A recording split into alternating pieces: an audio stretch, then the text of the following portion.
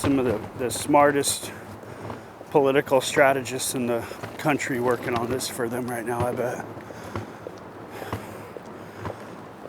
You think they've been planning this for a while? Oh yeah, I think this has been in the works for the last few years probably. They're very powerful.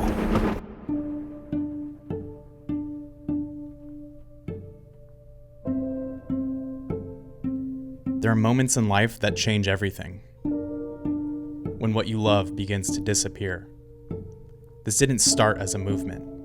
It started when we realized the fight had already begun. And a warning right now about some of the images that you're about to see. Dead fish, sea turtles, manatees, and now dolphins washing up on shore along the southwest Florida coastline. Local fishermen told NBC2's Brian Colleran that they fear the damage is already done. Red tide is killing thousands of sea creatures in southwest Florida and harming the tourism business. By what's become an environmental catastrophe. There's signs say it all right here. Lake Okeechobee discharges are killing my business. We need answers. Massive 2018 bloom decimated our marine economy. Red tide is now being ranked as one of the 5 worst toxic algae events in state history. I mean, this is an economic disaster right now. It's a catastrophe, and we have an economic crisis. And when they come here and see this, they're not going to want to come back. This is our biggest industry in the state, is tourism, and we're killing it. Do they know what's causing this red tide or fueling it? So we have a clear correlation here between that flow of polluted water from Lake Okeechobee, which can feed red tide. And for years, environmentalists have called this a broken system needing to be fixed. Well, they are not giving up. Captains for Clean Water, the Southwest Florida Clean Water Movement, and other groups are combining. The power, they say, is in the numbers, and now there's tens of thousands of people shouting for something to be done. We recognize that this wasn't a science problem, it wasn't an engineering problem, it was a political will problem. We needed to create political pressure. We needed to create political will. In order to do that, we had to educate the public. It was simply an understanding of this is wrong, this is harming people. People have the power to stand up for what's right and create a meaningful change. People like ourselves, empower them to use their voice to say, hey, here's how these water issues are affecting me and my family and my business and my way of life and my quality of life. There was fear in their voice. Fear because they know that we represent everybody. It's just time that we get angry and we get involved and we fight and we fight. And I represent a groundswell that is building against the status quo. These folks are not going to quit. They don't quit when they're tired. They quit when they're done.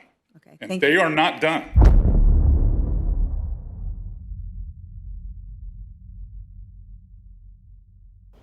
Have we reached our goal? No, we haven't reached the goal because the threats to Everglades restoration, the threats to our waters still exist.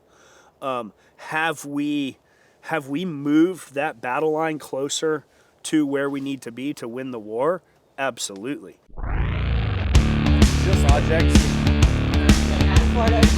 Captains for Clean Water was founded in 2016, which was 16 years into what was supposed to be a 30-year plan to save the Everglades. At that point, 0 of the 68 Everglades restoration projects have been completed. And since then, we've seen a tremendous amount of work. I mean, Everglades restoration is happening at warp speed compared to where it was, where almost every single one of those projects is either underway or in many cases completed. Well, what Captains brought to this fight was really a pissed off, motivated group of individuals who know the water. This was a new voice, a new perspective on what needs to be done, and not only that, but the sense of urgency that it needs to be done now.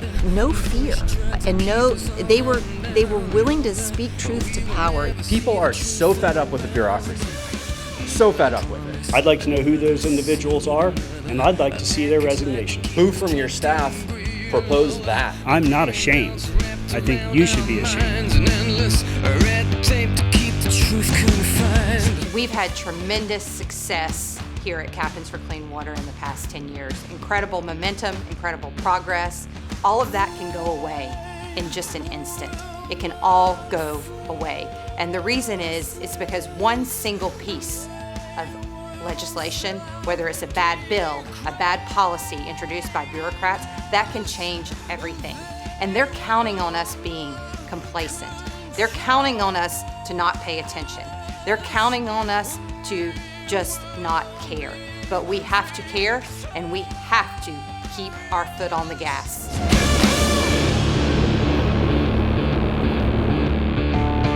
Can you make a difference in this fight? Well, that's obviously the wrong way to think about it, because it's not just you, it's us. This is a grassroots effort with hundreds of thousands of people involved, and together we are actually making a difference already. I also have a message for those in Tallahassee. The politicizing and maneuvering of our water that hold the fate of a national treasure in the Everglades at stake is wrong. And when we see threats, in the past, we get rolled. The days of getting rolled are over. This is a movement of the people that we're tired of the status quo. We're not going to put up with it anymore.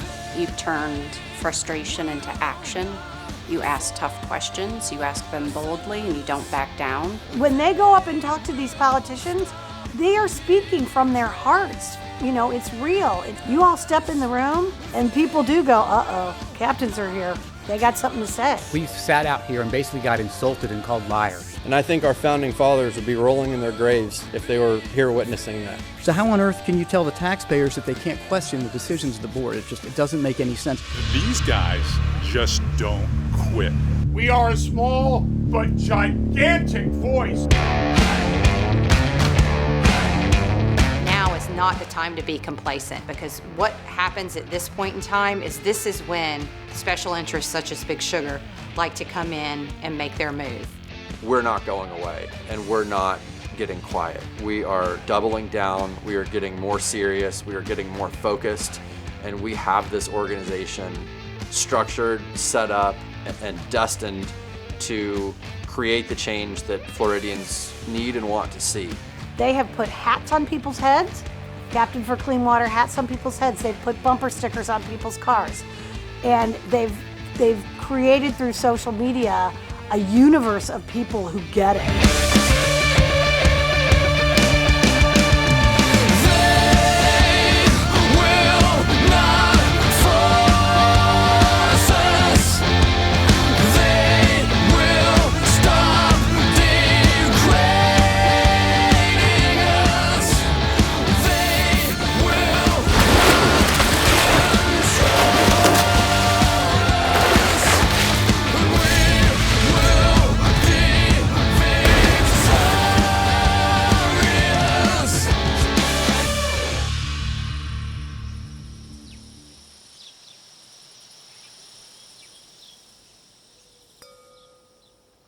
Mother Nature can't sustain everything that we're perfectly willing to dish out to her. And so we can glide along for a while, which I did.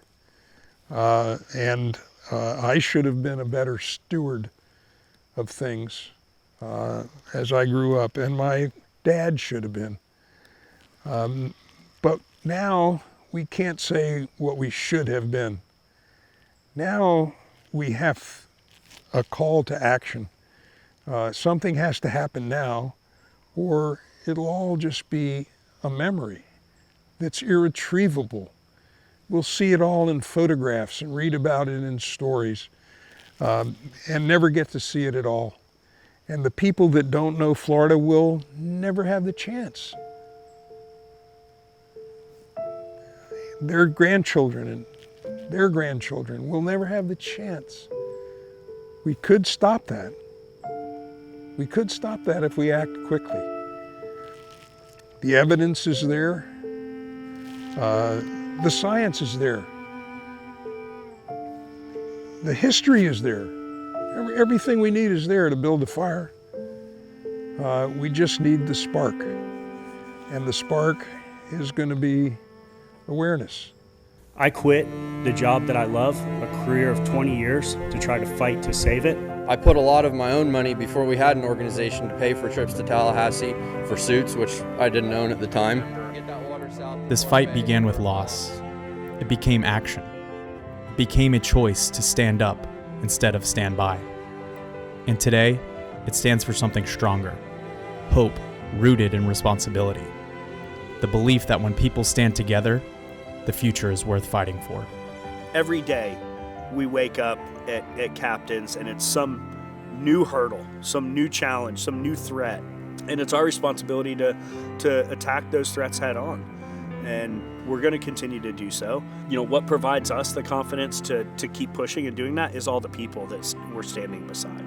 The next 10 years, the next decade of Captains for Clean Water, we need to stand taller, we need to stand more resolute and more determined to identify and solve these threats to our waterways so that everyone who has had the experience of walking on the beach and picking up a shell or fighting a tarpon in the Everglades or just enjoying quality time in the outdoors and that dream of the Florida that once existed still remains in all of our hearts today. And we have the ability to bring that back and to share that with the future generations. And that's what Captains for Clean Water is all about.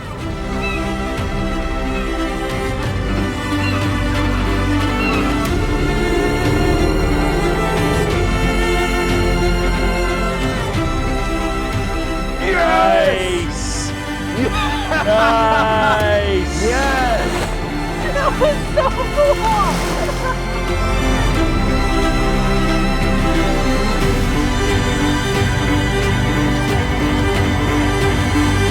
Thank you so much. We appreciate your support. Thank you.